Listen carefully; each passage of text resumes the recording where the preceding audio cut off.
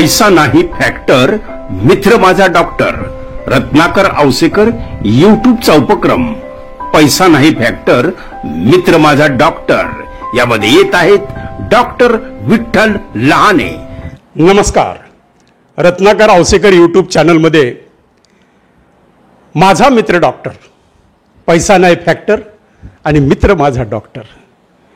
ज्या ठिकाणी पैसा संपतो, ज्या ठिकाणी आर्थिक विषय संपतो आणि आपलं संपूर्ण श्रेय, आपल्या जीवनाचं श्रेय आपण डॉक्टर लोकांना देतो आणि डॉक्टरसुद्धा सर्वात शेवटी सांगतात, माझ्या हातनं जेवढं शक्य तेवढं मी केलं, आता देवाची प्रार्थना करा. कदाचित परमेश्वराची जी इच्छा आहे की मित्र माझा डॉक्टर या कार्यक्रमाचं पहिलं पुष्प वाहत आहेत डॉक्टर तात्याराव लहानांचे कनिष्ठ बंधू, लातूरमधील नव्हे तर संपूर्ण महाराष्ट्रातील प्रसिद्ध प्लॅस्टिक सर्जन श्री विठ्ठलराव लहाने.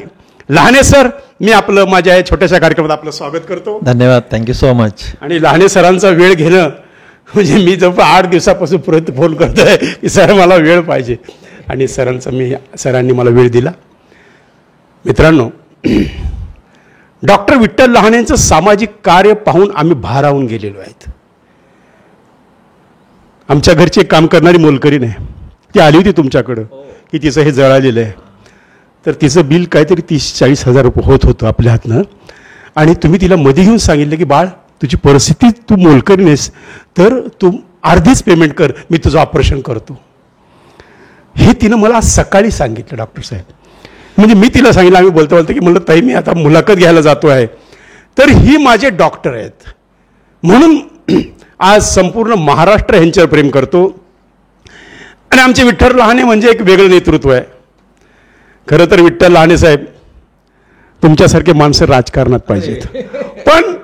पण कसं आहे, पण विठ्ठल लहाने एक प्रसिद्ध चांगले वक्ता आहेत, मोटिवेशन स्पीच देतात, म्हणजे विद्यार्थ्यांमध्ये जगण्याची उमेद निर्माण करतात. मी थोडक्यात परिचय का देतो की जे विठ्ठल लहानेंना स्वतःची स्तुती आवडत नाही म्हणून आम्ही सांगतोय, नाही तर ते कधी सांगणार नाही की मी हे करतो, मी ते करतो. असं एक वेगळं नेतृत्व, एक वेगळं कर्तृत्व आणि एक वेगळं वक्तृत्व मी आज तुमच्यासमोर सादर करीत आहे. मित्रांनो, 30 मिनिट कुठे हलू नका. जगा वेगळे विठ्ठल लहाने मी तुम्हाला दाखवणार आहे. विठ्ठल सर, तुम्ही प्लॅस्टिक सर्जन आहात, अनेकांचे मोफत ऑपरेशन करतात, आयुष्यभर करतायत. दुबंगलेले ओठ असो, टाळूचल काय चिटकलेले असो, अनेक असं आम्ही ऐकलेलं आहे. तुमच्या अनेक व्याख्यानं आम्ही यूट्यूबवर पाहिलेले आहे, महाराष्ट्रानं पाहिलेली आहेत. आपलं थोडंसं आम्हाला बालपण, तात्याराव लहानेचा सहवास आणि आजचे विठ्ठल लहाने आमच्या प्रेक्षकांना, खास महाराष्ट्र माझा कार्यक्रम दुबई, हैदराबाद, सिकंदराबाद इथून फोन असतात, चेन्नईहून फोन असतात, आणि म्हणून मी खास मित्रांनो तुमच्यासाठी देत आहे. बोला सर. बेसिकली बघा, आता जो मला प्रश्न विचारला की माझं जे बालपण आहे आणि तो बालपण डॉक्टर तात्याराव लहानेंचा सहवास, याचा एक थोडा वेगळा. डॉक्टर तात्याराव लहाने हे माझे मोठे बंधू आहेत, पण थोडंसं नातं वेगळं आहे माझं. म्हणजे नातं वेगळं असण्याचं कारण असं आहे की मी जेव्हा पहिलीला आमच्या गावामध्ये, माकेगाव तालुका रेणापूर जिल्हा लातूर या गावामध्ये जेव्हा मी पहिलीला शाळेत गेलो, पहिलीला, तेव्हा पाऊस नाही पडला.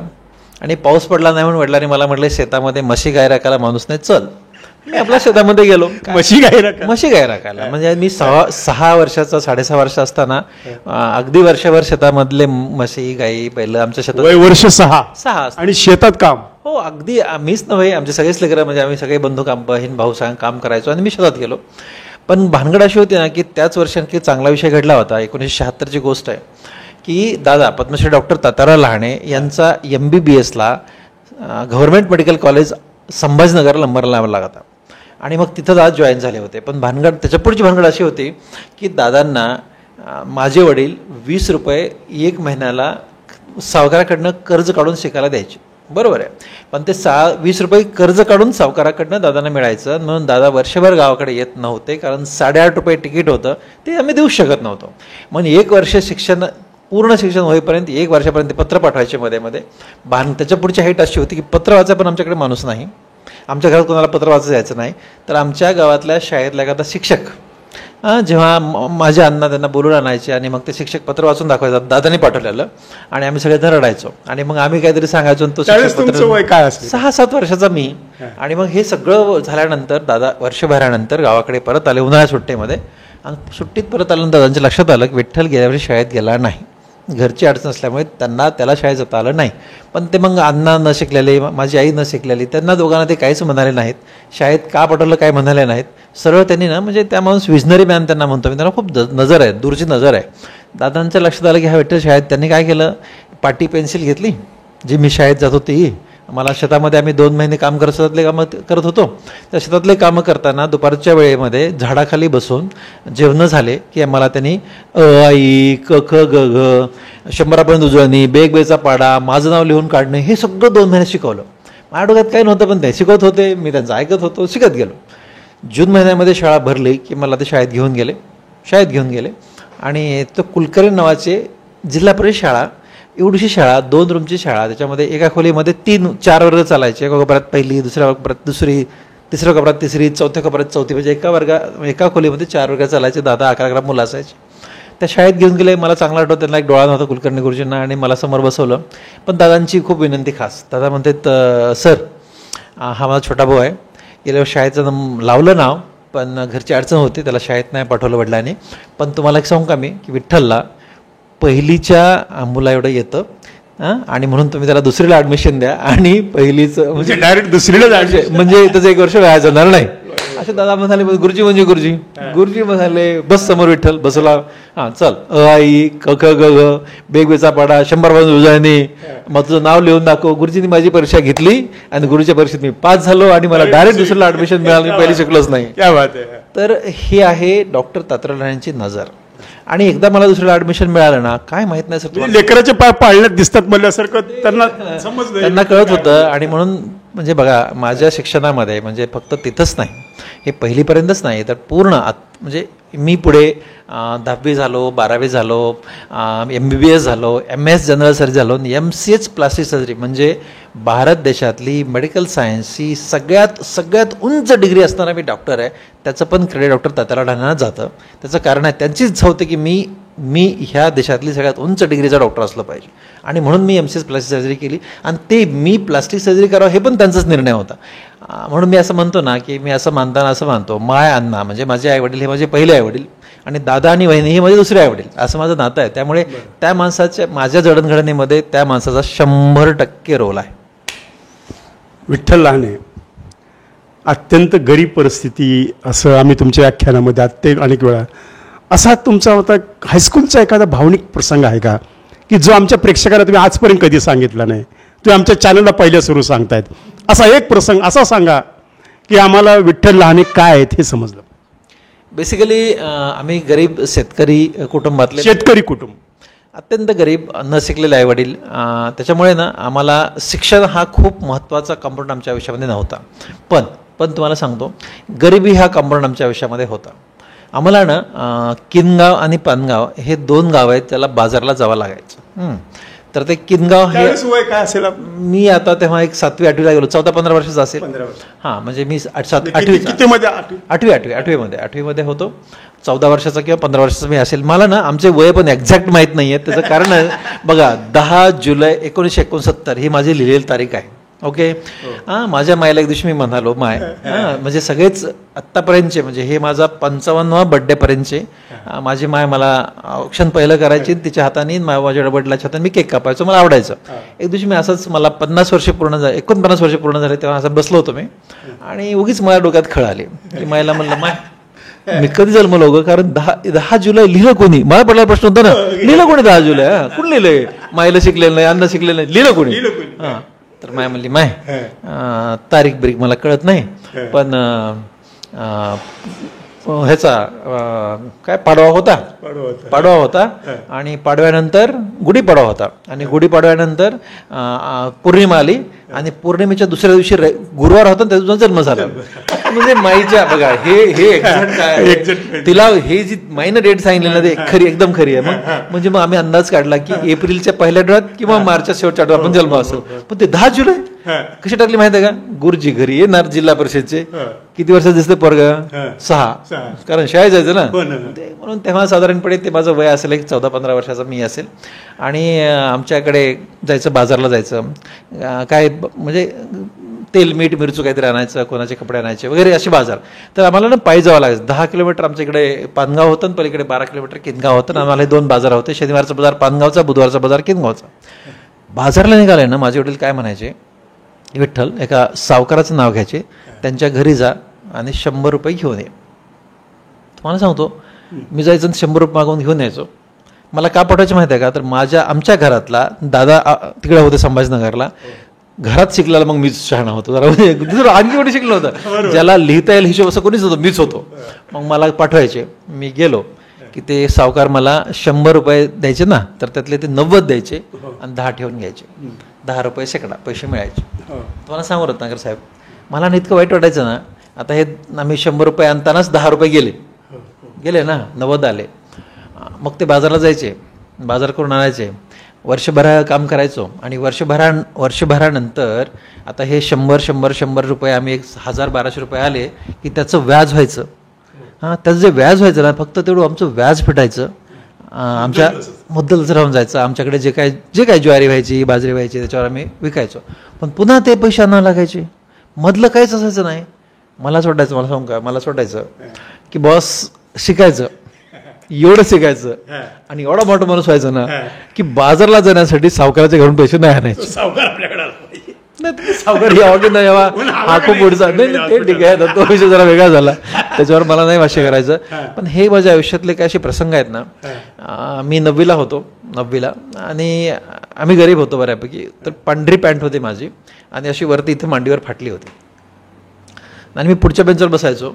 आणि काय माहीत नाही, पण बोलता बोलता असंच सरांची नजर माझ्या मांडीकडे गेली आणि त्यांनी असं पाहिलं आणि त्याचा चेहरा एकदमच बदलला. मी जरा बऱ्यापैकी मोठा होतो. आम्ही दोघे सारखे. माझ्या सुद्धा 4 वर्ष संभाजीनगर शिकताना माझ्या पॅन्टीला रंगाचा डाग होता. मी चित्रकार आहे, आर्टिस्ट आहे, जे स्कूल ऑफ आर्टचा स्टुडंट आहे. तर तो डाग कायम 2 वर्ष झालं सर बघायचे, तो म्हणजे एकच पॅन्ट, एकच पुन्हा पॅन्ट होती.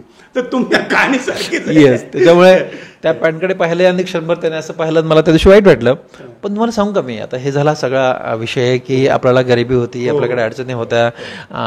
पण let me tell you honestly, Padmashri doctor Tatyarao Lahane आणि हा विठ्ठल लहाने दोघंही मोठे झाले फक्त गरिबीमुळे. तुम्हाला सांगतो, गरिबी ही शक्ती आहे. गरिबी ही इतकी मोठी शक्ती आहे ना की ही शक्ती जगात कुठेच मिळू शकत त्यांची गरिबी देते. कारण ना ती प्रत्येक गोष्टीला तुम्हाला अशी टोचत असते, प्रत्येक गोष्ट ती चिमटे काढत असते. आणि मग त्याच्यामध्ये ना एक चिमटा काढला की शक्ती वाढते, दुसरा चिमटा काढला की शक्ती वाढते, तिसरा काढला की शक्ती वाढते. तुम्हाला सांगतो मी, आत्ता हे तर झाला माझा लहानपणीचा प्रसंग, पण मी लातूरमध्ये 24 वर्षापूर्वी मी लातूरमध्ये आलो. 24 वर्ष झाली, आता 24.5 वर्ष झाली. येत्या ह्याच्यामध्ये एप्रिलमध्ये मला 25 वर्ष पूर्ण होतील. पण मी लातूरमध्ये आलो, मार्च 2000 लातूरमध्ये आलो. आणि मी साधारणपणे 12 बँकेमध्ये गेलो. मला 3,06,000चं कर्ज पाहिजे होतं. तुम्हाला सांगतो मी, शिक्षणासाठी पाहिजे नाही, मला हॉस्पिटल सुरू करण्यासाठी पाहिजे होतं. आत्ताचा प्रसंग सांगतोय, म्हणजे मी जोडतो ते 2 प्रसंगाला.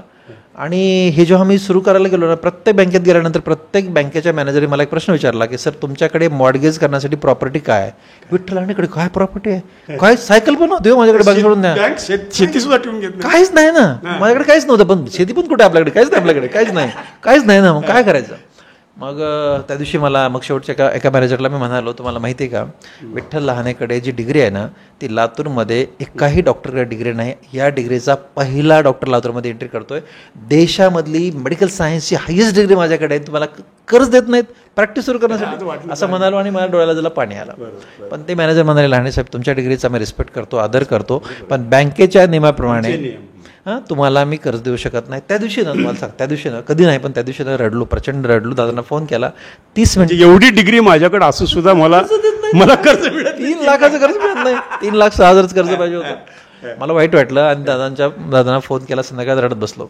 खूप वाईट वाटलं. पण तुम्हाला सांगू का मी, दादांनी एक बस म्हणे, तू नको काळजी करू, दुसरं सोय करतो. त्या माणसाने त्यांच्या मित्राला लातूरचा फोन केला. तो मित्र माझ्याकडे आला सकाळी मला शोधत, त्यांचा मित्र. आणि ते म्हणे लांडेसाहेब असाच तुमच्या अडचणी असतात, तुमच्या मोठ्या बंधूंनी सांगितलं, त्यांचा मी वर्गमित्र आहे, चला म्हणे माझ्याबरोबर. त्या माणसाने मला काय सांगतो, मला रजिस्टर ऑफिसमध्ये घेऊन गेला. त्याची 16 एकर जमीन लातूरमधली माझ्या नावावर करून दिली आणि मी ते 16 एकर जमीन बँकेमध्ये अडगज केली, मला कर्ज मिळालं. म्हणजे ना पण तुम्हाला सांगतो, आता मी हे प्रसंग एवढ्यासाठी सांगितला ना, नाही बरोबर आहे. जर समजा जर असं जर घडलं नसतं ना, मी तुम्ही आता बोलताना म्हणाले ना की ते सावकार परत तुमच्याकडे आले का, याच्यासाठी हा मी तुम्हाला प्रसंग सांगितला. मी माझं हॉस्पिटल सुरू केलं. 5 एप्रिल 2000 मी पूजा केली, 21 मे 2000 मी हॉस्पिटल सुरू केलं आणि 22 मेला मी 3 सर्जरी केल्या होत्या. पहिल्या दिवशी 3 सर्जरी केल्या होत्या. आता मी दररोज 10 ते 12 सर्जरी करतोय आणि माझ्याकडे सध्या 350 सर्जरी वेटिंगवर आहेत. असा भारत देशामध्ये काही प्लास्टिक सर्जन नाही. हा जो प्रवास झाला की नाही, या प्रवासाची शक्ती कुठं होती, तर मला बँकेनं कर्ज दिलं नाही, ही शक्ती होती. गरीबी शक्ती होती. तुम्हाला सांगतो, मी एक हॉस्पिटल बांधलं, मी दुसरं बांधलं, हे मी तिसरं हॉस्पिटल बांधत होतो, मला जागा पुरत नव्हती. हे 2011 मध्ये हॉस्पिटल बांधायला सुरू केलं तर मला माझा मॅनेजर आला, सर म्हणे एक तुम्हाला 10-12 बँकेचे मॅनेजर भेटणार आहेत. मला म्हणतोय मी बघा, म्हणजे बघा मित्रांनो, ही शक्ती म्हणजे जिथे बसलोय आपण, मॅनेजर तुम्हाला भेटणार. ऐकायला हे ज्या ठिकाणी आपण बसलोय आता, आपली मुलाखत सुरू आहे ना, तर तिथे बँकेचे मॅनेजर बाहेर उभा राहिले. मला माझा मॅनेजर सांगायला आला. माझा मॅनेजर सांगायला, सर तुम्हाला एवढे लोक भेटायला. म्हणून कसं अरे तुम्हाला भेटायचं म्हणतात, सगळ्या मोठ्या बँकेचे लोक. मग मी सगळ्यांनाच बोलवलं, भेटलो, मग त्यांना मोठा नमस्कार केला. मला माहिती आहे का राव, म्हटलं काय जग बदललं यार. म्हटलं मी तुमच्या बँकेचे खटले म्हणजे दरवाज्यात जाऊन माझे चप्पल खराब झाला, म्हटलं मला एकाने कर्ज दिलं नाही आणि आता तुम्ही माझं कर्ज घ्या. आमच्या बँकेचे मॅनेजर, सर आमच्या बँकेत पण येऊ नका, इथं फक्त सही करा, बस आम्ही कर्ज देतो. सर तुम्ही काहीच करायचं नाही, सर तुम्ही फक्त इथं करा, सर आम्ही एवढे 2% कमी, अर्धा टक्का कमी आम्ही करतो सर. मला इतका आश्चर्य लागलं. मला तुम्हाला सगळ्यांना हे सांगायचं आहे की जेव्हा कर्ज मिळत नाही ना, ती शक्ती समजायची.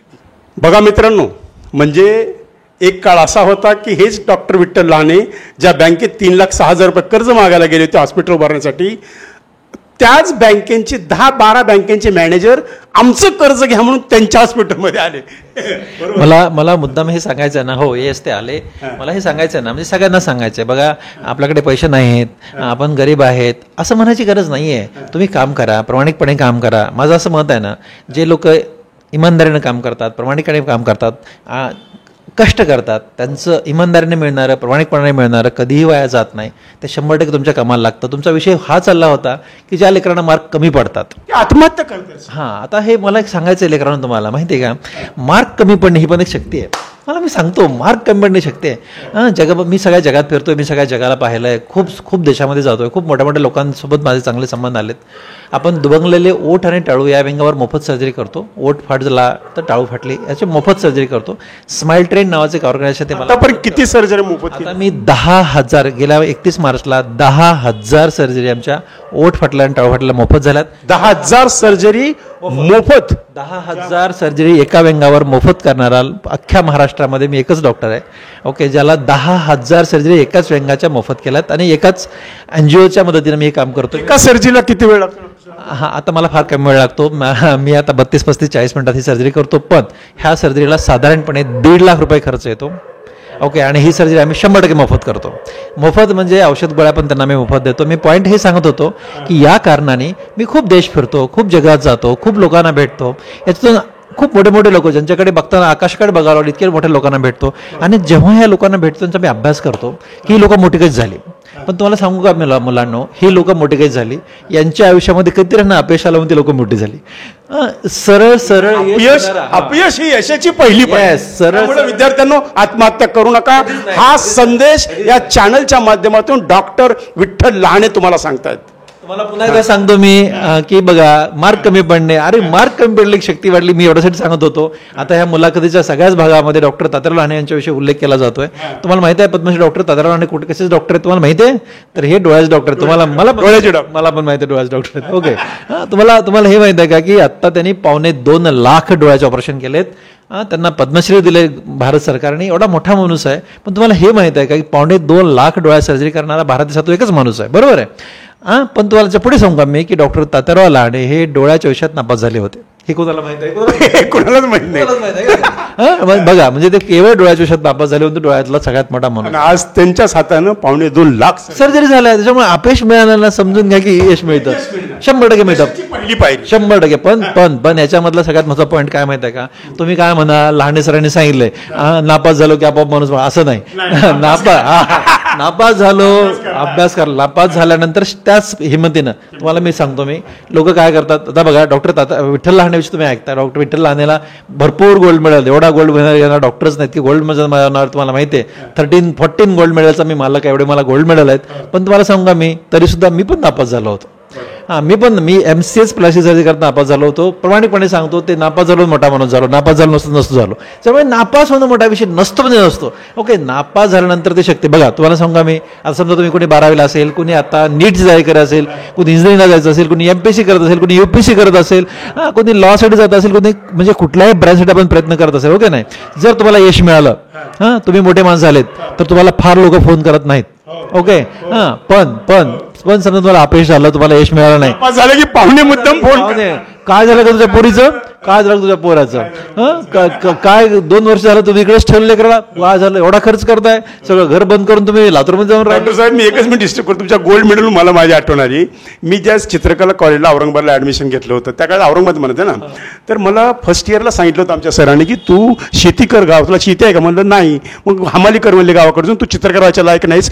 त्या सरांनी मला 1982 साली गोल्ड मेडल न सन्मानित केलं. म्हणजे हे गोल्ड मेडल मला आठवण आली की पण मी जर त्यावेळेस खचून वापस आलो असतो तर चित्रकार बनलो नसतो, कलाकार बनलो. अगदी खरं आहे. म्हणून मी तुम्हाला सांगतो की खरं आहे, म्हणून तुम्हाला सांगत असतो की आता कोणाचे फोन येतात, फोन आल्यानंतर आईला प्रश्न येतो काय सांगावं, वडिलांना प्रश्न पडतो काय सांगावं, लेकरांना प्रश्न पडतो काय सांगावं, घरामधलं वातावरण एकदम खराब होऊन बसतं. मी सांगतो तुम्हाला, हे वातावरण ही शक्ती आहे, ही शक्ती आहे बॉस. अरे हो का, फोन केला का, बरं, हा ठीक आहे, पुढच्या वेळेस बघतो. निंदकाचे घर असा विषय, असा अभ्यास करायचा, आपली एक्झाम क्रॅक, पाहुणे मुद्दाम फोन आपली एक्झाम क्रॅक करायची, क्रॅक करून मग आपले मस्तपैकी पेढे, नाही पेढे घेऊन त्यांच्याकडे जायचं, त्याला काहीच म्हणायचं नाही, पेढे घेऊन जायचं. ज्यांनी फोन केले त्यांच्याकडे पेढे घेऊन जायचं. बघा विद्यार्थी मित्रांनो, ही मुलाखत फार रंगत होती. हे तुम्हाला मी सांगत होतो की या गोष्टी मॅटराईज करतात, ह्या गोष्टी मॅटर करतात. आणि ना कधी पण तुम्ही आहे ना खचून जायचं नसतं, खचून जायचं नाही, अरे माझ्यानं होतच नाही, मला जमणारच नाही, मला शक्यच नाही, असं नसतं.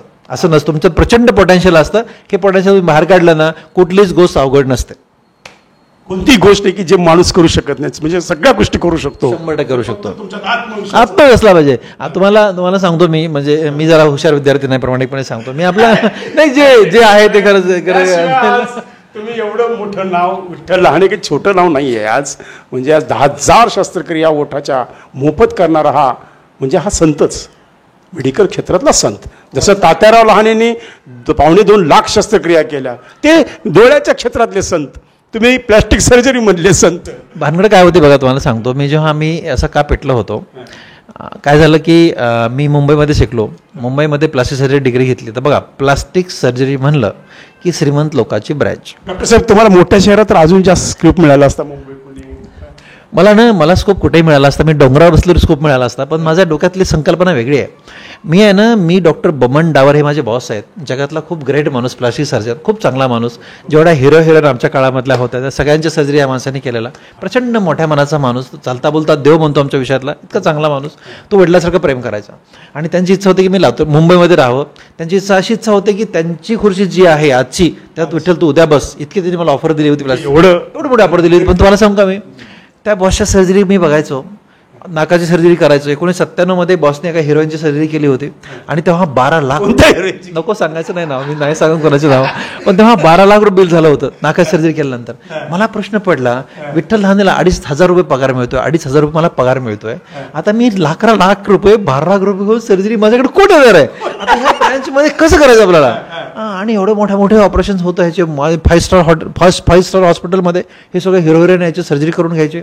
माझ्या डोक्यात प्रश्न पडला की आमच्या गरिबांनी काय करायचं, आपलं गरीब हो. बघा आपला विषय काय होता, एवढ्या गरिबीतून आलो, एवढ्या छोट्या घरातून आलो, आपला हिरोईन तर जाऊ द्या, पण आमच्या गरीब लोकांनी ही सर्जरी कशी करून घ्यायची. मग मी माझ्या बॉसकडे गेलो. MCS डिग्री घेतल्यानंतर तेव्हा मला मुलगा झाला होता, माझा मुलगा, माझी बायको. आम्ही तिघं बॉसला भेटायला गेलो, बॉसच्या पाया पडलो आणि बॉसला म्हटलं, बॉस मी लातूरला जाणार आहे. माझा boss, Vitthal where is Latur. म्हणलं जाऊ द्या, व्हेर इज लातूर, लातूर कुठे आहे. म्हणजे सर ते भूकंप झालेलं, why are going, why are. म्हणलं सर तसं नाही आहे. बॉसला मी एक कन्सेप्ट दाखवला की बॉस म्हणलं मला ही श्रीमंताची प्लास्टिक सर्जरी मला गरीबापर्यंत घेऊन जायची आहे. What are you talking about. मी म्हणलं sir I am talking about की ही सर्जरी श्रीमंताची, गरीब करू शकत नाही, गरीब करू शकत नाही. मला गरीब, मला म्हणे विठ्ठल बघ तुला सगळंच तुला कळतंय नाही असं नाही आहे, पण बघ तुझ्याकडे काहीच नाही म्हणे, तुझ्याकडे ₹1 नाही आहे आणि कसं काय बाता मारतोय म्हणे की श्रीमंताची प्लास्टिक सर्जरी गरीबावर घेऊन जायची आहे. बघ माझ्यासोबत राहा, 50-60 वर्षाचं वय होईपर्यंत माझ्यासोबत प्रॅक्टिस कर, 4 पैसे कमवून पुन्हा जा म्हणे, बिलकुल गरिबांना मदत कर. मी म्हणलं सर तेव्हा तर कोणी पण जायलो, मला आत्ताच जायचंय. बॉस म्हणे आता हे वेडा मुलगा आहे, जातो म्हणे. पण तुम्हाला सांगू मी ठरवलं होतं काहीतरी करायचं म्हणजे करायचं. असं वेडाचा का माणूस होतो मी. माझ्या हॉस्पिटलचा पहिला वर्धापन दिन मी लेप्रेसी म्हणजे कुष्ठरोगामुळे झालेले जे हात खराब झाले त्याच्या सर्जरी करून साजरा केला होता. मी दुसरा वर्धापन दिन ओठ फाटलेले टळ फाटलेले मी साजरा केला. मला कर्ज मिळत नाही असा मी, माझ्याकडे तर कुठे पैसे फ्री सर्जरी करायला, कुठे पैसे माझ्याकडे फ्री सर्जरी करायला. मी आपल्या इकडून तिकडून बायकोनी काही, शास्त्राने काही, मी काही, आम्ही एकत्र थोडे पैसे जमा करून प्रत्येक वर्धापन दिन फ्री करायला लागलो. पण ओठाची सर्जरी फ्री करायला सुरू केला. टाऊल सर्जरी करायचा विचार करत होतो, पण तुम्हाला सांगतो आम्ही 10-12 सर्जरी फ्री करू शकायचो, पण 200 लोक आम्हाला दाखवायला यायचे. 200 काही खर्च येत असेल, खूप ते खर्ची काम होतं ना. आम्हाला खर्च येतो हो, पण आता पेशंट गरीब बिचारे त्यांचं काय करायचं. मग मी ते स्माईल ट्रेन ज्याच्याविषयी बोललो त्यांना कॉन्टॅक्ट केला. त्यांना म्हणाला बघा मी लातूरमध्ये आहे, स्माईल ट्रेनची संघटना होती, एक संघटना NGO आहे ते, आणि ते दुभांगलेले ओठ आणि टळूच्या पेशंटला सर्जरी करण्यासाठी काय आर्थिक मदत आम्हाला करत होते. मग त्यांना मी पत्र लिहिलं, 1 मेल लिहिला, 2 मेल लिहिले, 3 मेल लिहिले, 100 मेल त्यांना मी लिहिले, माहिती आहे का. नॉनस्टॉप 4 वर्ष मेल लिहित होतो. एक माणूस इथला वेडा झाला, तो भारतीय होता, सतीश कालरा त्यांचं नाव होतं, ते अमेरिकेत राहत होते, स्माईल ट्रेनच्या ह्याच्यावरती काम करत होते. त्यांचा मला फोन आला एक दिवशी, म्हणे where are you. I mean Latur. Which airline operates in Latur. म्हणे which airline operates in Latur. लातूरमध्ये कुठली एअरलाईन विमानतळ तुमचं काम करतो म्हणे. मी म्हणलं तिथं ट्रेन पण नाही, ट्रेन पण नाही आहे. आणि म्हणे why the qualified plastic surgeon is there in Latur. अरे म्हणलं हे मला प्रश्न विचारू नका यार. त्यांचं म्हणणं होतं की मुंबईमध्ये एखादा क्वालिफाईड प्लास्टिक सर्जन झाला, MCS नावाची डिग्रीच्याकडे आहे, लातूरमध्ये काय करतो, तिथं एअरपोर्ट नाही, तिथं ट्रेन नाही, तिथं भूकंप झालाय. मी म्हणलं ड्राय एरिया, दुष्काळी एरिया, काय करतो मी, तुझं काय तिथंच का बसलंय. मी म्हणलं हा माझा डिस्ट्रिक्ट एरिया आहे, या जिल्ह्याचा मी आहे, माझं दायित्व लागतं की मला ह्या लोकांसाठी काम करायचंय, मला थोडीशी मदत करा यार, असं म्हणालो ना. त्या माणसाला काय वाटलं माहिती आहे, सरळ ते अमेरिकेवरनं दिल्लीत आले, दिल्लीवरनं मुंबईत आले, मुंबईतून ट्रेनने सोलापूरला आले, आणि सोलापूरहून बिचारा इथं आला माहिती आहे का. 2004ला, ही 28 ऑक्टोबर 2004, मला चांगलं आठवतंय. आलं त्यांनी मला पाहिलं, तो वेडाच झाला, लिटरली वेडा झाला.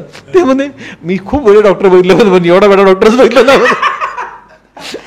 अरे म्हणे असं बघा, म्हणजे कसं असतं की जेवढा माणूस जास्त डिग्री घेतो की नाही, तर त्याला कसं वाटतं कमी काम करावं, जास्त पैसे घ्यावे, आपलं एन्जॉय करावं. आता मी काय म्हणतोय, मला जास्त काम करायचे, पैसे कमी कमवायचे, किंबहुना पैसे मला कमवायचे नाहीत, पण हे चाललं पाहिजे. अनेक लोक सांगतात की आम्हाला बिल कमी केलं, कित्येकांना तुम्ही एखादा गरीब आला तर त्याला पैसे सुद्धा नाही. म्हणजे इतकं तुम्हाला सांगू सर, तुम्हाला सांगू का मी, पैसे लागतात, हे सगळं चालवायला लागतात, पण ना जास्त पैसे घेतले की पाप लागतं. तुम्हाला सुद्धा स्टाफ आहे, तुमचं सुद्धा इक्विपमेंट आहे, खर्च आहे, मेंटेनन्स आहे, हे सगळं निघतं. बघा मी आता 24 वर्ष म्हणजे प्रॅक्टिस आहे.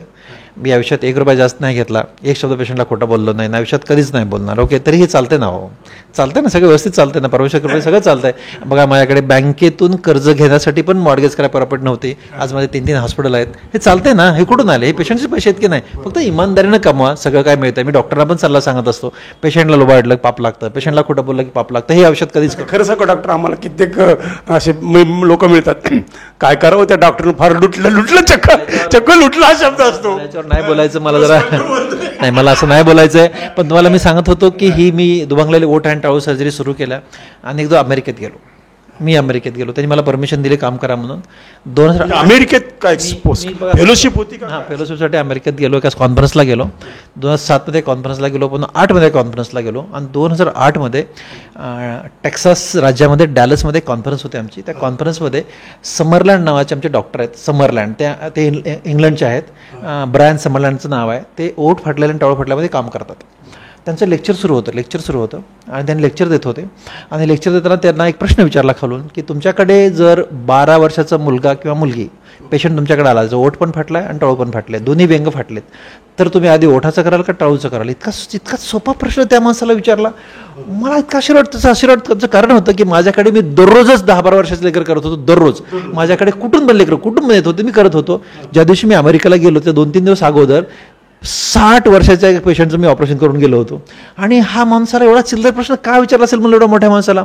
त्यांनी उत्तर दिलं. त्याने बघा समरलँड सरांनी उत्तर दिलं, वेल म्हणे आय डोंट नो. मला मी सांगतो, पण ते नियम असतात ना, सांगायचं नसतं मला. मी आजला इतका बुळबुळ करतो, मी सांगतो. मग समरलँड तुम्हाला का माहीत नाही आहे असं त्यांनी विचारल्यानंतर त्यांनी उत्तर दिलं की आमच्या देशामध्ये बघा, आमच्या देशामध्ये गर्भाशयात सोनोग्राफीत कळतं की ह्या लेकराचा ओठ फाटला का टाळू फाटली आहे. लेकरू जन्मलं की आम्ही अंदाजे किती महिन्यात लगेच 4 महिन्यात लगेच चौथ्या महिन्यात कळतं ते. हो, हे कळून जातं, लगेच कळतं, गर्भामध्ये कळतं. ते लेकरू जन्म झाला की त्याच्या वडिलांचे आम्ही काउन्सिलिंग करतो, ते सांगतायत काउन्सिलिंग करतो की याचं ऑपरेशन कधी करायचं. 3 महिन्याचं वय झालं की आम्ही ओठाचं ऑपरेशन करतो आणि साधारणपणे 10 महिने ते 12 महिन्याच्या आसपास आम्ही टाळूचं ऑपरेशन करतो. म्हणून आमच्या देशामध्ये 1 वर्षापेक्षा मोठं अशा व्यंगाचा पेशंटच नाही. त्याच्यामुळे मला माहित नाही म्हणजे की 12 वर्षाचं लेकराचं काय करायचं.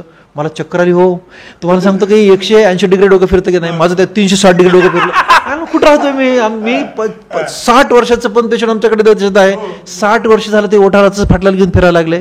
कारण आपल्याकडे असं ऑपरेशन करणारा माणसं कुठं, फक्त मुंबईमध्ये, काही वेळेस पुण्यामध्ये, 1-2 नागपूरमध्ये एवढेच माणसं होते. आणि ऑपरेशनला खर्च परवडत नव्हता, हे लोक जाऊन करू शकत नव्हते. मग त्या दिवशी मी ठरवलं, बॉस आता काहीतरी करायचं, आता कामाला लागायचं. तुम्हाला सांगतो, मी परत आलो आणि इथं तेव्हा आपले गिडाम साहेब CEO होते. प्रवीण गिडाम, खूप चांगला माणूस, माझा खूप चांगला मित्र आहे. त्यांना म्हणलं सर मला अशी मदत पाहिजे. ते म्हणजे काय मदत पाहिजे म्हणलं, सर तुम्ही सर्व शिक्षा अभियान आहे ना, त्यांना पत्र लिहा की अशा व्यंगाचं लेकरू कुठं पण सापडले माझ्याकडे पाठवा, मी फ्री करून देतो. कुठं पण महाराष्ट्रात कुठं पण सापडू द्या मला, त्यांना पाठवा. त्यांनी पत्र लिहिले सगळ्यांना, बिचाराने एवढी मदत केली. चंद्र सिंग साहेब आले, सचिंद्र प्रताप सिंग आपल्याकडे CEO आले. तो तर इतका देव माणूस, त्यांनी तर अख्खं महाराष्ट्र पिळून काढला आणि माझ्याकडे पेशंट पाठवायला सुरू केले. तुम्हाला सांगतो, आम्ही 2000 जे 6, 8, 10, 11 पर्यंत हे दोघं मित्र, मग त्याच्या पुढच्या सगळ्याच लोकांनी मदत केली. आणि सगळ्या महाराष्ट्रातून गाडी भरून यायची. अमरावतीहून गाडी, अकोल्याहून गाडी, परभणीहून गाडी, नंदुरबारहून गाडी आली. तुम्हाला सांगतो 46 लेकरं ओठ फाटलेले, टाळ फाटलेले, त्यांना कपडे नाहीत. आम्ही ऑपरेशन केले. ऑपरेशन करून माझ्या बायकोने त्या सगळ्यांना कपडे घेतले आणि आम्ही जाताना सगळे लेकर रडायला लागले, पालक रडायला लागले, आम्ही रडायला लागलो. काय भावनिक प्रसंग. असलं काम सुरू झालं तुम्हाला सांगतो सर. आणि मग 2018 मध्ये, म्हणजे 8 ते 18, 10 वर्ष असलं वेड्यासारखं काम केलं आम्ही. इतकं वेड्यासारखं काम केलं, ते काम करताना असिस्टंट मला चांगला लागतो, कारण ते खूप बारीक काम असतं, खूप बारीक म्हणजे खूप बारीक. ते ओठ फाटला, एवढंसं 3 महिन्याचं लेकरू ओठ फाटल्याला करायचं असतं ना, तर मग ते असिस्टंट काय म्हणायचं, सर पगार वाढवून द्या. आता ह्याला कुठून पगार वाढवून देऊ, माझी वेळची अडचण आहे, पगार कुठून वाढवून देऊ. मग माझ्या बायकोचं लक्षात आलं, मला एकच मुलगा आहे, तो डे बोर्डिंग स्कूलमध्ये गेला की माझी बायको म्हणली मी तुम्हाला मदत करते. मग माझी बायको मला असिस्ट करायची. बघा, ती डेंटिस्ट आहे, डॉक्टर राजेश शहा माझे मला असिस्ट करायची. मस्त, तेवढं चांगलं असिस्ट करणार माणूस मला आयुष्यात मिळाला नाही, इतकी मस्त असिस्ट करायची. आणि इकडे डॉक्टर राजेश शहा माझा भूलतज्ञ. आता आम्हाला एकमेकाला न सोडणार आम्ही टीम तयार केली. टीम बघा ना, आता डॉक्टर राजेश शहा माझा, आता काय विषय नाही, बायको तर सोडणार नाही आपल्याला, मी तिला सोडणार नाही, राजेश शहा बोलतात नाही, त्याला काय अडचणच नाही. अशी आमची टीम तयार झाली आणि आम्ही मस्त कामाला लागलो. आणि असं 10 वर्ष सातत्यानं काम केल्यानंतर 2018 या चोपडीमध्ये इथंच बसलो होतो. 2018चा दिवस होता आणि एक लेडी आली आणि तिच्या हातामध्ये सोनोग्राफीचा रिपोर्ट होता. मला म्हणली, सर मला असं सांगितलं की माझ्या पोटातलं जे बाळ आहे ना, त्या बाळाला ओठ फाटलेला आणि टाळू फाटलेले आहे. क्या बात आहे म्हणलं, ये. तिला घेतलं, बसलो, रिपोर्ट बघितला, इतकं छान वाटलं, इतकं सुंदर वाटलं. आणि मग तिला मी काउन्सिलिंग केलं की बाई तुला आता जन्मानंतर लेकराला असं करायचं आहे, तसं करायचं आहे, हे ऑपरेशन मोफत होतं आहे, त्याला पैसे लागत नाहीत. आणि तिथून पुढे माझ्या उपडीमध्ये साधारणपणे असे कामं सुरू झाले. म्हणजे आता बघा, दररोज मिनिमम 3 ते 4 लोक मी सोनोग्राफी रिपोर्ट घेऊन बघतो. आणि आता मग डॉक्टर समरलँड सरांना मी पत्र लिहिलं, सर म्हणलं भारत देशात पण तेच घडतं जे तुमच्या देशात घडतं. आमच्याकडे पण पेशंट पोटातलेच लेकराचे येतात, ते व्यंगाला आम्ही काउन्सिलिंग करतो, 3 महिन्याचं असताना आम्ही ओठाचं ऑपरेशन करतो आणि हो त्यांना धीर देतो. आणि कारण ही लेकरू 100% नॉर्मल होतं, 100% नॉर्मल. म्हणजे आता माझी अशी इच्छा आहे की आमच्या पण देशामध्ये 1 वर्षापेक्षा मोठं लेकरू राहू नये. आता आहेत आणखी लेकरं असे करायची बाकी, पण आपल्या एरियामध्ये मात्र मस्त त्यांचं काम झालंय. आणि तुम्हाला सांगू का, हे मात्र जगातलं सगळ्यात मोठं समाधान होतं मला की मी ते 10 वर्षापूर्वी ऐकून आलो होतो की आमच्या देशामध्ये ओठाचं ऑपरेशन 3 महिन्यानं होतं, मी 60 वर्षाचं केलं होतं. आणि त्यांच्याकडे ऑपरेशन होत होतं 10 महिन्याच्या मध्ये, आणि माझ्याकडे तर ऑपरेशन किती. आता ज्या वेळेस एखादा पेशंट भेटतो की ज्याच्यामुळे त्याचं लाईफ बदललं, त्याचं आयुष्य बदललं, त्या काय भावना असतात? काय सांगा तुम्हाला, मी शब्दात वर्णन करू शकत नाही मित्रा. हे आई असते बिचारी, ती मुलगी असावी कधी, ती ओठ फाटलेला ते असे घेऊन येते, बरोबर आहे, असे घेऊन येते, त्याच्यावर पदर टाकते. असा का माहिती का, डोक्यावर पदर टाकते की माझं लेकरं दुसऱ्या कोणाला दिसू नये, आणि दुसरं लेकराचं व्यंग दिसलं तर बाहेरचे लोक काय म्हणतील, तसे टाकून येते. आणि ते डोळे तिचे भरलेले असतात आणि खूप वाईट वाटायला असतं मला. आणि मग मी ऑपरेशन करतो, आणि ऑपरेशन झाल्यानंतर दुसऱ्या सुट्टी असते. हां, आज ॲडमिट करतो, उद्या ऑपरेशन करतो, परवा सुट्टी करतो. मग सुट्टी दिवशी मला भेटून जातात लेकरं, मग इथं बसते ती आई घेऊन त्या लेकराला सुट्टीच्या दिवशी. हे कुणाचं आहे ग लेकरू असं म्हणत असतो. आता हे लेकरू कोणाचं आहे, पूर्ण बदललं ना, 100% बदललं ना, 100% बदलतं, एकदम प्लेन चकाचक होऊन जातं ना, बदलून जातं ना. हे कुणाचं लेकरू आहे, आणि ती माझ्याकडे बघून हसते. काय सर, हा जीवनातला सगळ्यात मोठा आनंद. हे जे आनंद आहे तुम्हाला सांगू मी, म्हणजे मला ना बरेच जण आता माझ्या घरात सगळे कुटुंबीय म्हणतात, तू एवढं काम का करतोस, एवढं काम का करायची गरज आहे. मी फक्त ह्यांचं हास्य आहे ना, हे आईचं हास्य आहे ना, त्या लेकरासाठी ही माझी शक्ती आहे. आणि तुम्हाला सांगू का, प्रसंग खूप चांगले माझ्या आयुष्यामध्ये हे लोक देतात, खूप चांगले येतात. आम्ही हे मोफत करतो ना सर्जरी, एक प्रसंग खूप खतरनाक आहे. तर आमच्याकडे आज आम्ही ओठाचं ऑपरेशन, मुलाखत थोडी लांबू द्या चालेल, पण आम्हाला ऐकायला. तर तुम्हाला मी सांगत होतो की आयुष्यामध्ये काही प्रसंग असे आहेत ना की ते तुम्हाला खूप काही देऊन जातात. आम्ही ओठाचं ऑपरेशन आज केलं, हो हा मी ते सांगतोय. आज आपण ऑपरेशन केलं की उद्या आम्ही सुट्टी देतो, ठीक आहे, असं आमचा प्रोटोकॉल आहे. टाळूचं ऑपरेशन केलं 2 दिवस सुट्टी देतो. आता मोफत म्हणजे 100% मोफत. त्याचा आम्ही लॅब मोफत करतो, तपासणी मोफत करतो, त्याला आम्ही ऑपरेशन झाल्यानंतर औषध गोळ्या आम्ही मोफत देतो. आणि एक दिवशी आज 2 दिवसानंतर, म्हणजे आज सुट्टी झालेला पेशंट उद्या मी राऊंड घेत होतो, आणि तो ते पेशंट दिसला ज्याला की काल सुट्टी व्हायला पाहिजे होती, आजच्या राऊंडमध्ये मला दिसला. माझ्या असिस्टंटला विचारलं मी, का रे ह्याला सुट्टी काल केली नाही काय पेशंटला? केली सर. का नाही गेला? माहीत नाही. आता सुट्टी केली, पेशंट आमचा विषय संपला, त्यामुळे आमच्या लोक माहीत नाही. मला कुतूहलाने त्या एका पेशंटकडे गेलो. एक 8-9 वर्षाची मुलगी होती, ती हातावर घेऊन ती आई उभा टाकली होती. मावशी म्हणलं, तुम्हाला काल सुट्टी झाली ना? हो झाली. मग का नाही गेले तुम्ही गावाकडे? ती जी बोलली ना, ती म्हणाली सगळं मोफत केलेलं मी, औषध गोळ्या पण दिलेलं आहे. ती म्हणाली हो सर सगळं मोफत झालंय, पण आम्हाला गावाकडे जायला तिकटाला पैसे नव्हते, म्हणून आम्ही हिचे वडील आडतीवर गेलेत आणि आणखी पैसे नाही मिळाले, मग आम्ही थांबलो. मला सांगू सर, खूप वाईट वाटलं. वाईट एवढ्यासाठी वाटलं, पद्मश्री डॉक्टर तात्याराव लहाने आणि हा विठ्ठल लहाने, दोघंही आम्ही वर्ष गावाकडे जात नव्हतो शिक्षणाच्या प्लेसपासून. त्याचं कारण होतं की आम्हाला तिकटाला पैसे नसायचे. माझ्या पोटामध्ये असा खड्डा पडला, मला खूप वाईट वाटलं. त्या लेडीकडे गेलो आणि तिच्याकडे मी बघत होतो, ती माझ्याकडे बघत होती, तिच्याकडे मी बघत होती, माझ्याकडे बघत होती. आणि तेवढ्यामध्ये माझा असिस्टंट, सर पुढचा राऊंड राहिलाय, काहीच बोलत नव्हतो मी, फक्त बघत होतो. त्या आठवणीमध्ये गेलो होतो, मागच्या आमच्या 5 आठवणीमध्ये गेलो होतो. पुढचा राऊंड राहिला, मला खिशातले 500 रुपये काढले, तिला दिले आणि पुढचा राऊंड घ्यायला सुरू केलं. बघा त्याच्या पुढचं आश्चर्य सांगा. राऊंड संपला, मी आलो आणि इथं बसलो ओपडीत बसलो की मी एक पेशंट बघत नाही, एकदाच 10-12 लोक मध्ये येतात. पण येताना ना मी जरा एन्जॉय करणारा प्राणी आहे. पेशंट येतात की नाही, त्या ओपडी ह्याच्याकडे मी दरवाजाकडे बघतो, कुणाला हॅलो, कुणाला हाय, कुणाला स्माईल, कुणाला काहीतरी करत रिलॅक्स असतं. ते लोक येत होते. थोडं पाहिलं मी माझ्या ओपडीच्या दरवाजाकडे, तर ती लेडी दिसली जिला की मी पैसे दिले होते. म्हणलं आता काय आली, तिचं काय अडचण नाही, आता काय प्रॉब्लेम आहे, काय राहिलंय, काय संपला विषय, काय प्रॉब्लेम आहे असं म्हणून बघितलं. तर तिथं आली, माझ्या त्या सेक्रेटरीला विचारलं, माडी ती का बरं परत लेडी उभा टाकली? सर माहित नाही, मला पाठवमध्ये, आता माहित नाही म्हणून तिला पाठवमध्ये म्हणलं. हे एवढं माझ्या एवढे मोठे ओपडीतले लोक होते, त्यांना म्हणलं प्लीज तिला मध्ये येऊ द्या. मग ते आली, इथे आली, माझ्या टेबलजवळ आली. आता माझा शेवटचा प्रश्न होता, मावशी आता काय अडचण आहे? अडचण काय? ती काय म्हणाली, बघा सर अडचण काही नाही, पण आमच्या गावाकडे जाण्यासाठी मला आणि तिच्या बापाला, म्हणजे त्या लेकराच्या बापाला मिळून 80 वर 7 रुपये लागतात, बाकीचेही तुमचे पैसे देण्यासाठी मिळाले. आणि ते 413 रुपये मला परत आणून दिले. 413. बघा मी ते घेतले नाहीत, हा विषय जरा वेगळा झाला. ते घेणे हा विषयच नव्हता माझ्या मनातला.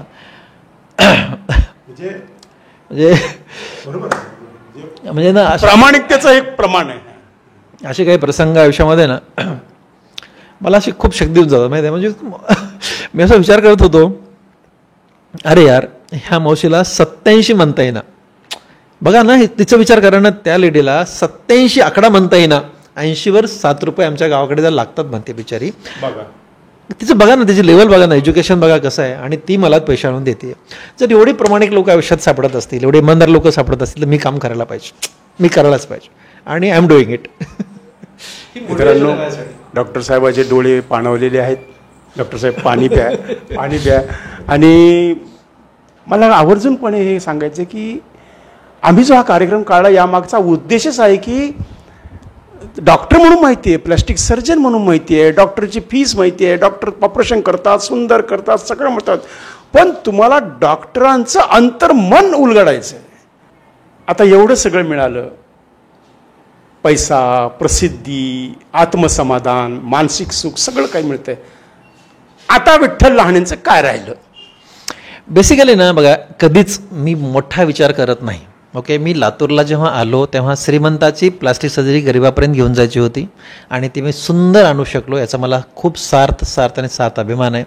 ज्या नाकाच्या सर्जरीविषयी मी तुम्हाला बोलत होतो की 1997ला त्याला 12 लाख रुपये लागले, त्या नाकाच्या सर्जरी आत्ता मुलींचे लग्न होत नाहीत, मुलांना पण मुली पसंत करत नाहीत. हा विषय खूप मोठा आहे.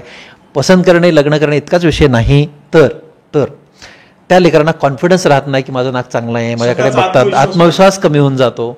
मग अशा लेकरांना कॉन्फिडन्स देण्याचं काम आम्हाला करायचं आहे. आणि तुम्हाला सांगतो, मी आता अभिमानाने सांगतो की सध्या भारत देशामध्ये, शब्द जरा समजून घ्या मी काय म्हणतो ते, भारत देशामध्ये नाकाच्या प्लास्टिक सर्जरी सगळ्यात जास्त लातूरमध्ये, लहान हॉस्पिटलमध्ये घडतात आणि ते मी एकटा करतोय. आणि हे रेकॉर्ड 14 वर्ष माझ्या नावावर आहे. 14 वर्षे या देशातलं सगळ्यात जास्त सर्जरी करायचं रेकॉर्ड आपल्याला. तुम्ही नाकाचं ऑपरेशन केल्यास कुणाचं लग्न झालं असे काय अनुभव? खूप सारे अनुभव माझ्याकडे आहेत, खूप सारे. म्हणजे आजच एक पेढी देऊन गेलीच्या लग्नाला मला जायचं डिसेंबरच लग्न. म्हणजे हे दररोजचा विषय आहे. लग्न, नाकाची सर्जरी केल्यास लग्न जमणे हा विषय तरी झाला, पण त्या लेकरामध्ये जो कॉन्फिडन्स येतो ना, तो कॉन्फिडन्स खूप मॅटर करतो. म्हणजे बघा, दररोज सकाळी उठल्यानंतर मी छान दिसते किंवा मी छान दिसतो, हा एक विषय खूप सुंदर असतो. आणि ह्या सगळ्या सर्जरी मला सांगायचा पॉईंट होता की फक्त श्रीमंतच करतं असं नाही, तर आपल्या हॉस्पिटलमध्ये मोलकरणीची मुलगी आठवड्यात एकतरी असते जे मी सर्जरी करतो. आणि बघा, आत्ता ह्या सर्जरीला तेव्हा जर 12 लाख रुपये लागत असतील तर विचारच करू शकत नाही तुम्ही. 30-35 लाख 5 स्टार हॉस्पिटलमध्ये 30-35 लाखाचा खर्च आहे सर्जरीचा. आणि आम्ही आपलं 1,10,000 जे काही 3.5 तास ऑपरेशन चालतं. आज मुंबईमध्ये एवढा खर्च? हो, त्या सर्जरी आम्ही अशा करतोय सध्या. आमच्या 3.5 तासाचं ऑपरेशन चालतं. हे 3.5 तासामध्ये भूल, oxygen, nitrous oxide, operation theatre, assistant, ह्याच्यावर जो खर्च घेतो आम्ही ते सर्जरी करून देतोय. पण तुम्हाला जो विषय चालला होता ना की लग्न, हा एक प्रसंग आहे तुम्हाला सांगतो लग्नाचा. मी आपला कसा म्हणतो माहिती आहे, आवडेल. मी लेकरांना काय म्हणत असतो, हे मुली येतात, आई वडील येतात, तिथं समोर बसतात आणि आई वडील रडत असतात, ती मुलगी रडत असते. का रडत असते माहिती आहे? लहाने साहेब 5-6 मुलं दाखवले हो, पण काय बघा होकार नाही आला. मग ठरवलं की बाबा आता आपण नाकाची सर्जरी करून घेऊन आलो. आता बघा साहेब, बघा, काहीतरी एज्युकेटेड असतील, अनएज्युकेटेड असतील, आई वडिलांचं सर्व असतं किंवा आपल्या मुलाला चांगलं स्थळ मिळावं कुठल्या आई वडिलांना वाटतं. मग आता ते इतके भावनिक झालेले असतात ना, त्यांचे सगळे डोळे घळघळत असतात. मग मला जरा ते प्रसंग थोडासा लाईट करायचा असतो, जरा लाईट मोडमध्ये आणायचा असतो. मग तिला म्हणतो, बघ दीदी, तुझं नाक सुंदर करून देतो, देशातलं सगळ्यात सुंदर नाक करून देतो. पहिलं नंबर 1. नंबर 2, हे नाक सुंदर झाल्यानंतर तू मला लग्नाला बोलावला पाहिजे, तू लग्नाला बोलावला पाहिजे. ही माझी पहिली अट आहे. नंबर 2, तुझं लग्न रविवारी करायला पाहिजे. आणि समज तू मला जर लग्नाला बोलवलं नाहीस तर नाक ते पुन्हा खराब होते, असं मी तिला म्हणतो. आणि हा प्रसंग झाला, मी त्याला जरा लाईट बोर्डमध्ये घेऊन येतो आणि मग सगळ्या गोष्टी समजून सांगतो. सर्जरी वगैरे काही लग्न सांगतो ना तुम्हाला, तोच प्रसंग सांगत होतो. आणि मग काय झालं की एक मुलगी आली, कपडे बिडे घेऊन आली, हट्ट केल्या, सर तुम्ही या बघा. तुम्हाला सांगतो की मला एवढ्यासाठी इतकं छान वाटतं की जी पहिली पत्रिका देवाला वाहतो ना आपण, लग्नाची पत्रिका पहिली देवाला वाहतो की नाही, देवापुढे ठेवतो ना, देवाला पत्रिका वाहतो, म्हणजे त्याच्यावर हळद कुंकू लावून त्याच्यावर तांदूळ ठेवून देवासमोर ठेवतो. ते देवाला वाहण्याच्या अगोदर एक पत्रिका मला लेकर आणून देतात. आणखी काय पाहिजे हो, मी चिमटा घेऊन बघतो, मला की विठ्ठल यापेक्षा अजून काय पाहिजे देवाने, बघा ना. आणखी काय देवाने द्यावं आपल्याला. मला असं वाटायला लागतं की बॉस आपण, मला खूप अगदी, मी पण एकदम भाऊक होऊन जातो, माझ्या डोळे भरत राहतात, मी आधीच थोडा भाऊक आहे, मला त्रास होऊन जातो सगळ्या गोष्टीचा.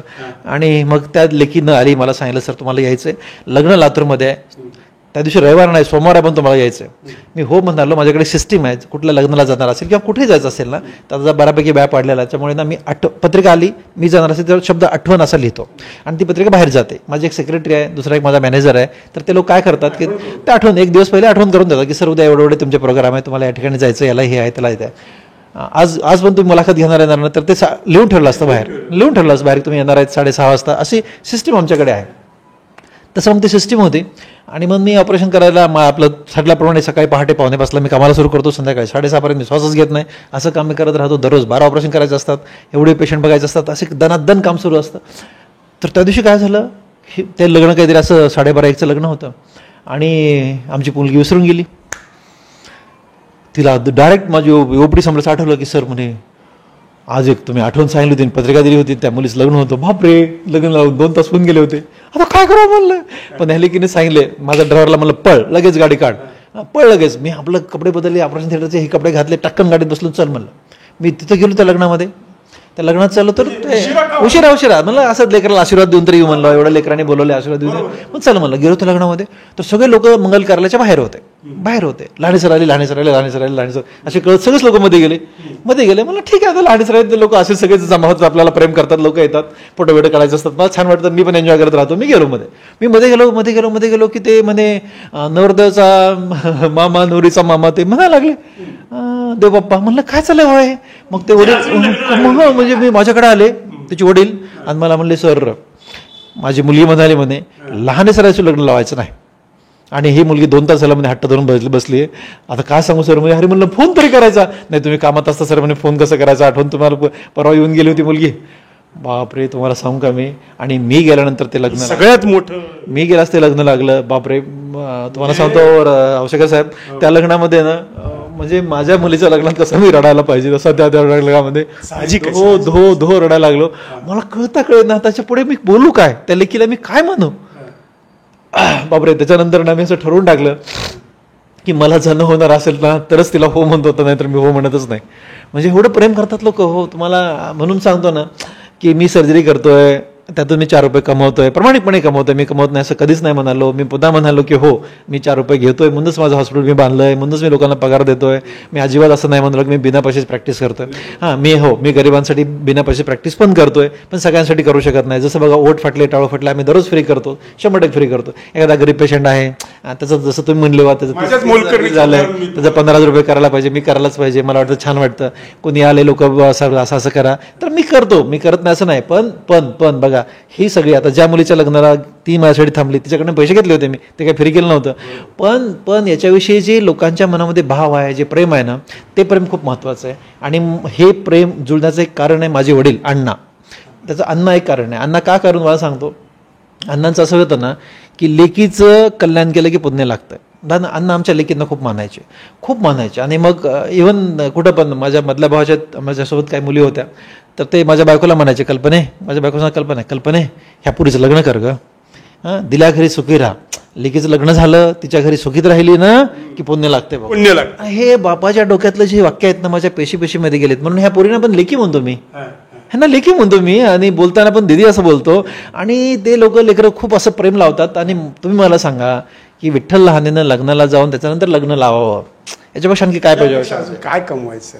म्हणून हे सगळं मिळालं. पण तुमचा प्रश्न आहे की आणखी करायचं काय राहिलं, याचं उत्तर तुम्हाला सांगतो. आपण एकदम सुरुवातीला यशवंतराव चव्हाण कॉम्प्लेक्समध्ये होतो 4.5 वर्ष. तिथं आपलं भाड्याचं हॉस्पिटल होतं. त्याच्यानंतर मी आता जे गॅलेक्सी नावाचं हॉस्पिटल चालू आहे ते आपलं हॉस्पिटल आहे, तिथं मी आलो. तिथं मी हॉस्पिटल केलं. तिथं मला जागा पुरत नाही, लक्षात आलं. ते मी 9 वर्ष त्या हॉस्पिटलमध्ये होतो. आणि त्याच्यानंतर मी आत्ता 2013ला या हॉस्पिटलमध्ये आलो. याला पण आता 11 वर्ष पूर्ण होत आहेत. पण माझ्या एक लक्षात आलं ना की ॲक्सिडेंट झाला. तर ॲक्सिडेंटमध्ये काय होतं मला सांगतो. चेहरा लागतं, कधी हाताला लागतं, कधी नस तुटते, कधी हाड तुटतं, कधी डोक्याला लागतं, कधी कुठल्याही भागाला लागतं की ज्यामध्ये अनेक डॉक्टर म्हणजे प्रत्येक विषयाचा स्पेशलिस्ट. बघा नाकाला काही लागलं, चेहऱ्याला काही लागलं, ओठ तुटला तर प्लास्टिक सर्जननं करायला पाहिजे. हात तुटला, बोटाला काही लागलं, बोटाची नस तुटली तर प्लास्टिक सर्जन हा असा माणूस आहे की तो त्याला पूर्ववत करू शकतो, 100% पूर्ववत करू शकतो. बरोबर आहे. तेव्हाच जर डोक्याला लागलं तर त्याला मेंदूचा डॉक्टर लागतो. तेव्हाच हाड तुटलं तर हाडाच डॉक्टर लागतो. ओके, एखादा पेशंट सिरियस झाला तर त्याला ICU लागतं. तर अशा प्रकारचं एक युनिट आपल्या लातूरमध्ये असावं की त्याला ट्रॉमा युनिट म्हणतात. सध्या फक्त ते एकच युनिट सध्या जर आपण देशाचा विचार केला तर कोयंबतूरमध्ये गंगा हॉस्पिटल नावाचं एक युनिट आहे.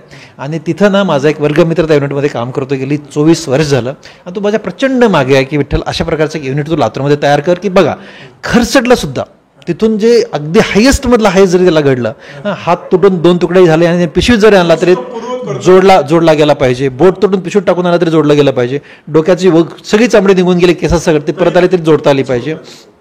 तर अशा प्रकारचं एक युनिट त्याला ट्रॉमा केअर सेंटर म्हणतात. असं एक करायची माझ्या डोक्यामध्ये संकल्पना होती. आणि पण मी इमानदारीची प्रॅक्टिस करतो.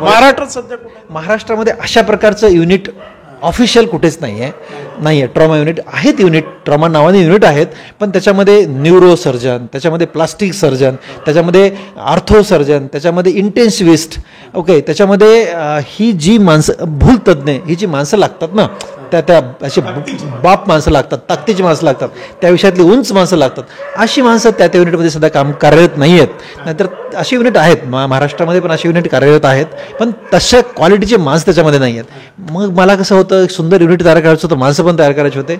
आणि मग हे करताना बघा, मी इमानदारीच प्रॅक्टिस करतोय. माझी अडचण अशी होती की माझ्याकडे खूप पैसे नाही आहेत, पण थोडे थोडे पैसे जमा करत मला 16 वर्ष थोडी जागा घ्यायला लागलं. मग आता मी जागा घेतली आहे, 16 वर्ष मला जागा घ्यायला लागली, तर मी 3 एकर जागा घेतली आपल्या रेल्वे स्टेशन रोडला. आता तिथं मी एक युनिट सुरू करतोय. आता मी 28 जानेवारीला येणाऱ्या 28 जानेवारीची मी पूजा करणार आहे, आणि तिथं आपण 200 बेडचं हॉस्पिटल करतोय, त्याला प्युअरली ट्रॉमा युनिट, ज्याच्यामध्ये की खर्चटल्यापासून त्या हायेस्ट लेवलची ट्रीटमेंट जी वर्ल्ड स्टँडर्ड असली पाहिजे, जगामध्ये जे घडतं ते त्या ट्रॉमा युनिटमध्ये घडलं पाहिजे. अशा प्रकारचं एक स्वप्न घेऊन पुढच्या 5 वर्षात तयार करायचं युनिट माझ्या डोक्यामध्ये आहे, आणि ते मी करणार आहे. मित्रांनो, असं वाटतं की मुलाखत संपलीच नाही पाहिजे. पहिलं तर डॉक्टर साहेब त्यांना भरपूर मी आज जवळपास 10 ऑपरेशन झाले, आणि तेवढ्यातून त्यांनी मला जो वेळ दिला, आणि जवळपास तासभराची मुलाखत झाली. कदाचित मला हे 2 भागात आता रिलीज मी करतोय. आणि डॉक्टर साहेब, तुमचं स्वप्न पूर्ण हो. तुमच्या ते 200 खाटांच्या हॉस्पिटलच्या उद्घाटनाला आम्हाला बोलवा, आम्ही नक्कीच येऊ, आणि संपूर्ण देशाला दाखवून देऊ की बघा, लहाने सरांचं स्वप्न पूर्ण झालं, आणि लहाने सरांना दीर्घायुष्य लाभो. लहाने सर, तुम्ही सगळ्यांच्या काळजी केली, तुमची काळजी परमेश्वर करो, आणि तुमचं स्वप्न पूर्ण करो, ह्याच मनोमन भावना देऊन रत्नाकर औसेकर यूट्यूब चॅनलला तुम्ही जे एक जगावेगळे डॉक्टर, माझ्या कार्यक्रमामधला उद्देशच असा आहे. डॉक्टर साहेब, काय वाटलं तुम्हाला या कार्यक्रमाबद्दल? मला खूप छान वाटलं. तुमचे प्रश्न खूप छान होते. मी असं बोलत राहतो, मी बऱ्यापैकी व्याख्यानं करत राहतो, पण तुम्ही जे मला उलगडलं ना, असं कोणी मला उलगडलं होतं, तुम्ही खूप सुंदर उलगडलं. आणि मग मला कुठले प्रसंग सांगावे, कुठले न सांगावे, हे तुमच्या प्रश्नातून कळलं. त्याच्यामुळे मी तुमच्यावर प्रचंड खुश झालो. त्याच्यानंतर ना तुम्ही ते पाठवलं होतं ना, काय आहे तुमचं, ते खूप छान होतं की पैसा नाही फॅक्टर, मित्र माझा डॉक्टर. मला खूप आवडलं ते. आणि तुमचा आवाज, तुमचं एम, तुमचं ध्येय की काहीतरी चांगलं समाजाला द्यावं, त्यातून काहीतरी चांगलं घडावं, आणि येणारा समाज, मागची पिढी, काहीतरी त्यांच्यासाठी एक पाथ तयार करावा, रस्ता तयार करावा, हा जो तुमचा उद्देश आहे. तुम्ही आता 64व्या वर्षामध्ये पदार्पण करून हे कार्य करताय, त्याच्यामुळे ना तुमच्याविषयी मला सार्थ अभिमान आहे. एक चांगलं कार्य, एक चांगली माणसं समाजासमोर घेऊन जावे, जेणेकरून पुढच्या पिढीला ते मार्गदर्शन अजरामर ठेवा. असा एक तुमचा उद्देश आहे. त्यामुळे तो उद्देश, तुमचं कार्य असंच घडत राहो. अनेक लोक तुम्ही या दृष्टीने लोकांच्या समोर आणून द्यावेत, जेणेकरून मागच्या पिढीला एक मार्ग करण्यासाठी एक रस्ता तयार होऊन जावा. आपल्या मुलाखतीत आम्हाला हेतू असा होता की तरुणांना मोटिवेशन तुम्ही स्पीच देता, पण मुलाखतीमधून तरुणांना शक्ती आपण दिलेली आहे. आणि नक्कीच आपल्या मुलाखतीतून एकच जरी तरुणाला वाटलं की मला मार्क कमी पडले, हीच माझी शक्ती, मी नापास झालो, हीच माझी शक्ती आहे, आणि हेच घडलं पाहिजे. तर मित्रांनो, चला पुन्हा भेटूया एका नवीन डॉक्टरसोबत. धन्यवाद डॉक्टर. थँक्यू. धन्यवाद. पैसा नाही फॅक्टर, मित्र माझा डॉक्टर. रत्नाकर औसेकर यूट्यूबचा उपक्रम. आवाजाचा बादशाह रत्नाकर औसेकर यांच्या यूट्यूब चॅनलला लाईक करा, सबस्क्राईब करा, आणि आपापल्या ग्रुपवर शेअर करा. चला, आपल्या मोबाईलवर सर्वप्रथम आमचा कार्यक्रम मिळवण्यासाठी सहकार्य करा. Ratnakar Ausekar YouTube channel.